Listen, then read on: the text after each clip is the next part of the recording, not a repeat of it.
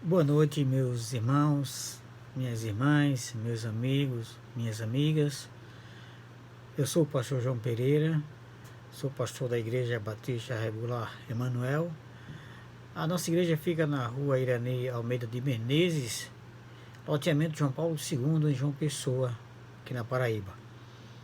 Eu sou pastor já há 23 anos e estamos começando mais uma reflexão da palavra do nosso Deus.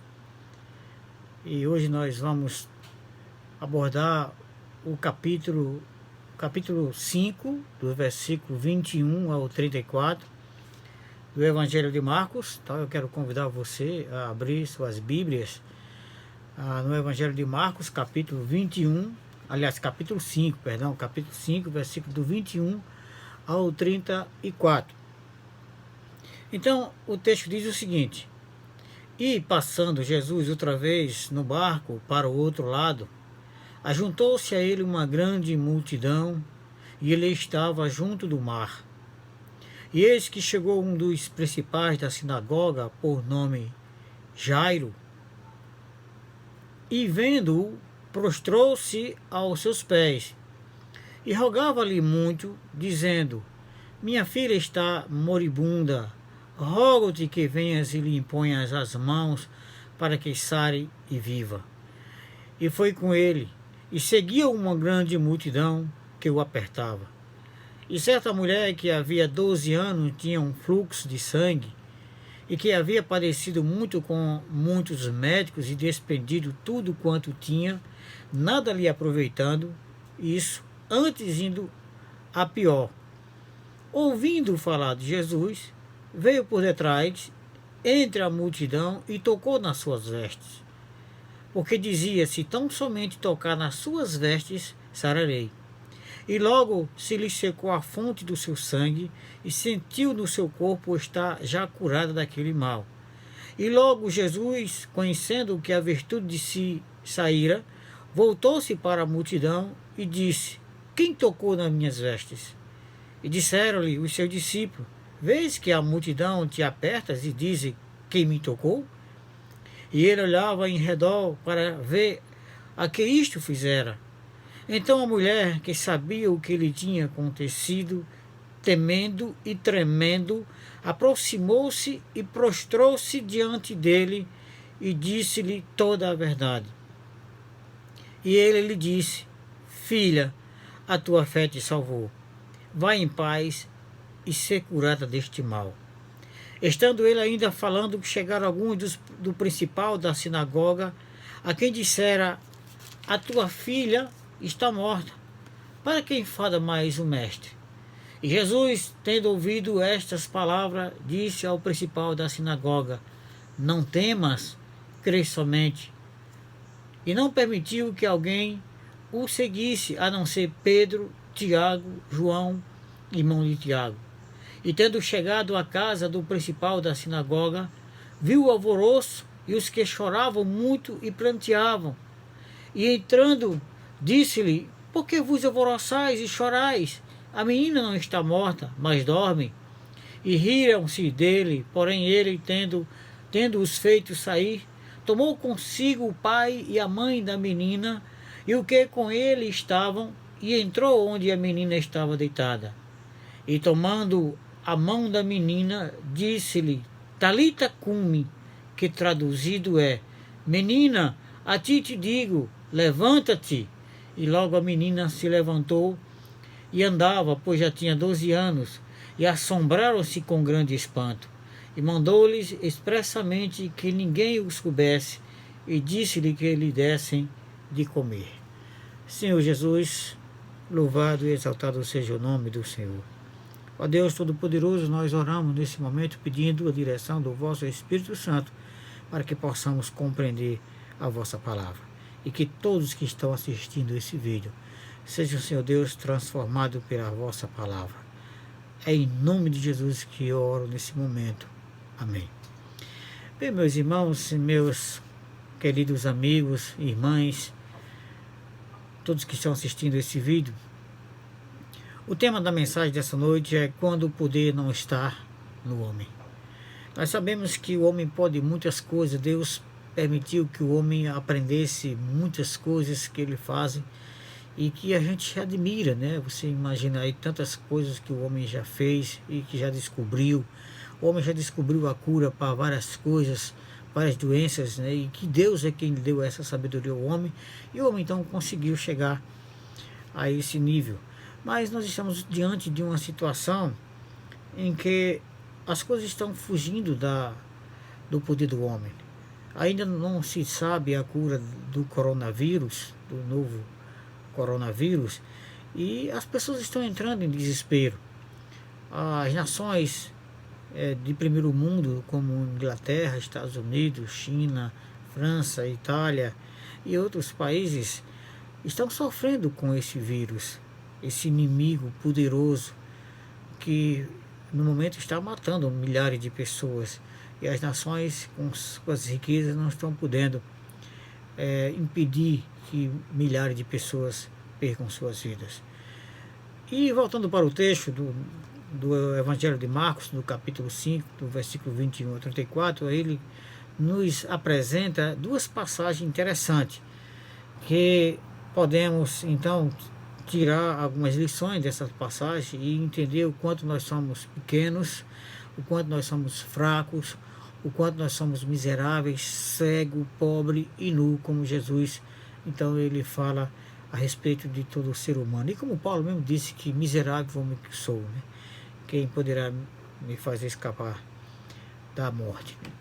Então, os primeiros versículos nós podemos ver que retrata da passagem de um homem chamado Jairo, que ele era um dos principais da sinagoga, e essa função, né, essa função dele de principal da sinagoga era como se fosse um líder da sinagoga. A sinagoga, então, era uma assembleia de judeus que se reunia para orar e para ler também as escrituras, né? E eles também escolhiam as pessoas que iriam ler as escrituras, e eles então conduziam a sinagoga com todo cuidado, e eles examinavam o discurso dos oradores antes deles fazerem a leitura, para garantir então que fosse feito da maneira mais correta então a leitura das escrituras na sinagoga. Então Jairo era um dos chefes da sinagoga, era um homem importante da sinagoga dos judeus, e a gente vê que nesse texto ele então ele tem uma situação difícil na sua vida, pois a sua filhinha de apenas 12 anos, ela estava muito doente, estava com a doença grave, né? Ela estava à beira da morte, e ele, independente da sua função, do seu status social, da sua função na sinagoga como um chefe, independente disso, da sua religiosidade, né, do seu cargo de religioso, ele então foi aos pés de Jesus, ele buscou a Jesus, ele então procurou Jesus para resolver a situação da sua filha, né? Então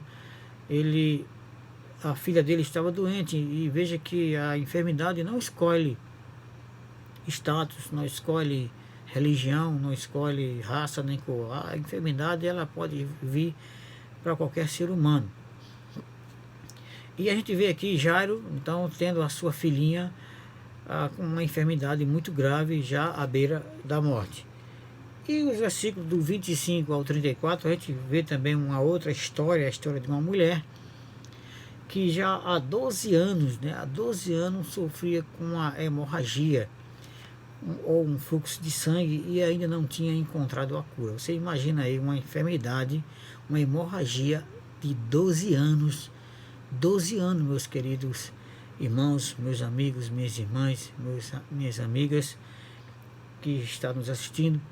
Então veja, 12 anos, uma pessoa com a hemorragia. Como estava essa mulher? Essa mulher devia estar muito pálida, né? Havia perdido já muito sangue, né? Fraca, porque a pessoa quando perde sangue fica fraca, anêmica, e só Deus é que poderia ter misericórdia dessa mulher. E essa mulher, ela já havia gasto todo o seu dinheiro, né? Todo o dinheiro dela ela já tinha gastado com médicos, e o seu estado era só cada vez mais piorando, né? Ela ia de mal a pior. Do versículo 25 você pode ver aqui quando diz assim, e certa mulher que havia 12 anos tinha um fluxo de sangue e que havia padecido muito com muitos médicos e dependido, né, ou despendido tudo quanto tinha, nada lhe aproveitando isso, antes indo a pior. Então veja que a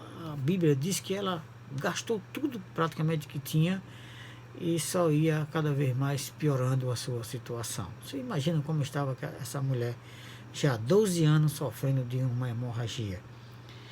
E nós podemos, meus queridos, aprender com essas duas histórias, a história de Jairo e a história da mulher do fluxo de sangue, uma lição muito importante para nossas vidas. Então, os dois casos eles nos mostram duas pessoas gravemente doentes, né? A filha de Jairo e a mulher do fluxo de sangue, né? E o mundo está vivendo também situações semelhantes, né? O mundo está passando por situações em que pessoas estão gravemente doentes, pessoas que já estão na fase pior desse vírus que está assolando todas as nações do mundo, né? O coronavírus. Então, nesse momento tem pessoas que estão entubadas, né? Entubadas nos CTIs dos hospitais, e eu já vi muitos testemunhos de pessoas que já passaram por esse momento de intubação e disseram que nesse momento é um local, é uma situação de solidão, uma solidão que não, um local que não se recebe visita de familiares, não pode usar nada, mas a pessoa está completamente dependente, né, de uma máquina, e dependente sinceramente de tudo de Cristo. E as pessoas têm relatados que nesse momento recorreram a Jesus. Testemunho que já ouvi de pessoas dizendo que clamou a Jesus nesse momento. Foi a Jesus a quem eles buscaram, porque só Jesus é quem podia tirar eles dessa situação. Porque o poder da cura desse vírus fugiu da mão dos homens, fugiu da mão dos médicos. E só Jesus é quem pode, então, fazer com que o milagre aconteça na vida de todos nós. Então, meus queridos, minhas queridas, o que fazer quando o poder não está na mão do homem? O que fazer quando a gente não tem mais a quem recorrer? O que fazer para que possamos sair das situações difíceis de nossas vidas? Primeira atitude que o homem deve fazer quando as coisas fogem do seu poder é prostrar-se aos pés de Jesus e rogar a Ele. É se prostrar, é se ajoelhar, é se humilhar diante de Jesus. Esqueça a sua religião. Mas porque eu sou uma pessoa religiosa, né? Eu sou muito religioso. Esqueça a sua religião. Porque Jesus não está sujeito à religião. Jesus está acima da religião. Lá no céu, meu querido irmão, minha querida irmã, não vai entrar batista, não vai entrar assembleiano, congregacional, presbiteriano, católico, é espírita, muçulmano. Lá no céu não vai entrar essas pessoas. Lá no céu vai entrar todos os que forem salvos por Jesus. Todos que forem lavados e remidos no sangue de Jesus. Lá não tem lugar para a religião. Lá não vai ter um lugar, o pessoal da religião A vem para cá, a religião B vem para cá, não. Lá no céu só entra quem for salvo por Jesus. Aqueles que se prostrarem diante de Jesus. Aqueles que se humilharem diante de Jesus. E esse homem, Jairo, era um homem influente, um homem que tinha uma grande influência na sinagoga, era um líder da sinagoga, era um chefe da sinagoga. Então ele era como se fosse um grande líder espiritual daquele local. E as pessoas tinham ele como um grande religioso, achavam que ele poderia muitas coisas, mas agora ele estava numa situação em que a sua filha estava gravemente doente. Ele então foi à procura de Jesus. Ele deixou de lado a sua posição hierárquica, da sua religião, porque a sua filhinha estava gravemente doente. E não havia médico, nem havia religioso com dom de cura ou com outros dons que pudesse curar sua filha. O poder não estava nas mãos dos homens, o poder não estava nas mãos dos religiosos, o poder estava nas mãos de Jesus, e está nas mãos de Jesus. Jairo, como muitos daquela região da Galileia, ouviu falar de Jesus, porque a fama de Jesus já percorria toda a Judeia e toda a Galileia.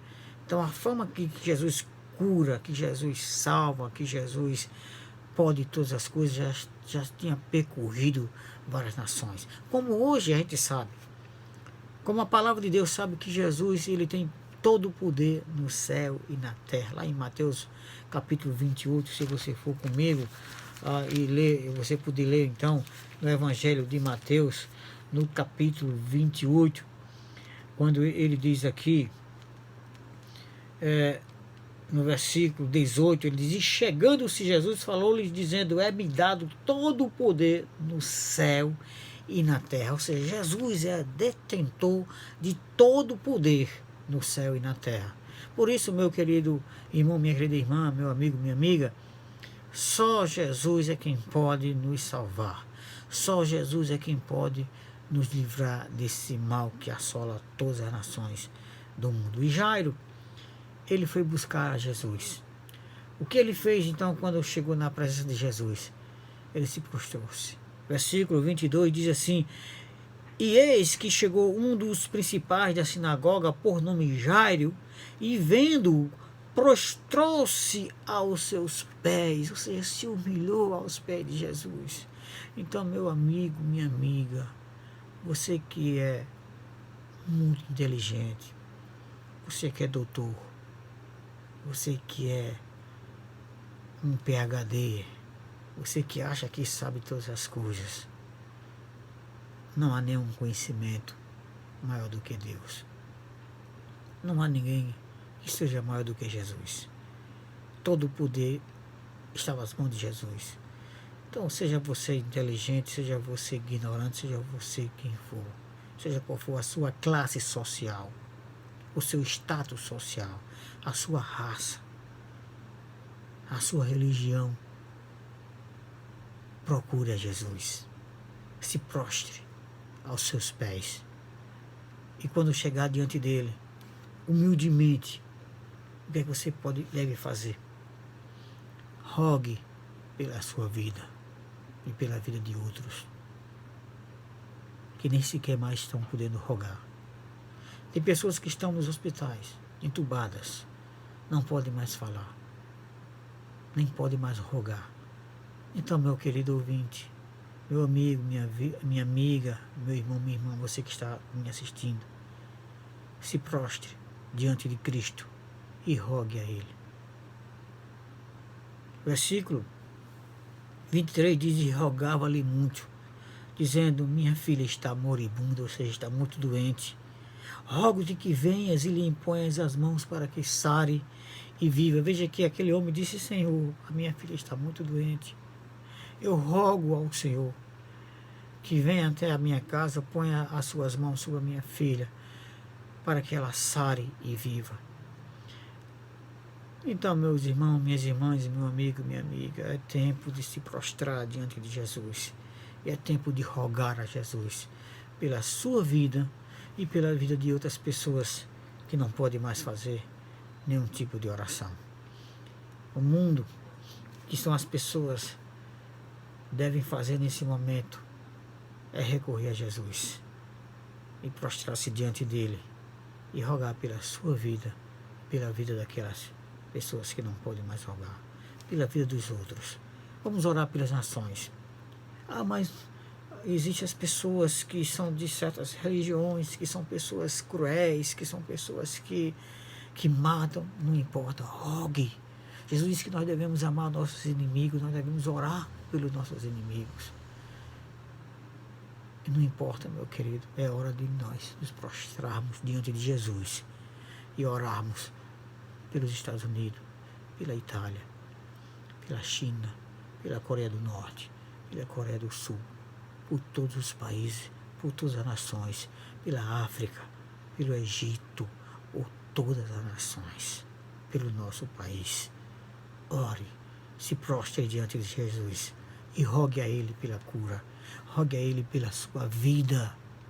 Porque Jairo pediu, se prostrou diante de Jesus e rogou pela cura de sua filha e pela vida de sua filha. Veja que ele diz aqui: e rogava-lhe muito, dizendo: minha filha está moribunda, rogo-te que venha e lhe imponhas as mãos para que sare e viva. Sarar e viver é o que o mundo precisa. Em segundo lugar, o que nós devemos fazer quando as coisas fogem do poder do homem? Aproveite a oportunidade para andar com Jesus. Com quem você está andando? Com quem você anda ultimamente? Ande com Jesus. Agora é o tempo, agora é a vez de você que está doente, de você que está precisando, de você que está bem de saúde ainda, graças a Deus, você que está sem nenhum problema de saúde, agora é o momento de você andar com Jesus, seguir a Jesus. Veja, meus queridos ouvintes, que a gente agora vai entrar na história da mulher que tinha uma hemorragia, que sofria de uma grande hemorragia há 12 anos. A sua condição na sociedade era terrível, porque uma mulher que tinha uma hemorragia era como se fosse uma menstruação sem parar. E a lei de Moisés naquela época dizia que uma mulher, quando estava numa situação dessa, ela deveria ser afastada, porque ela era considerada imunda. E ela não podia se aproximar da multidão, porque se alguém tocasse naquela mulher, também se tornava imunda.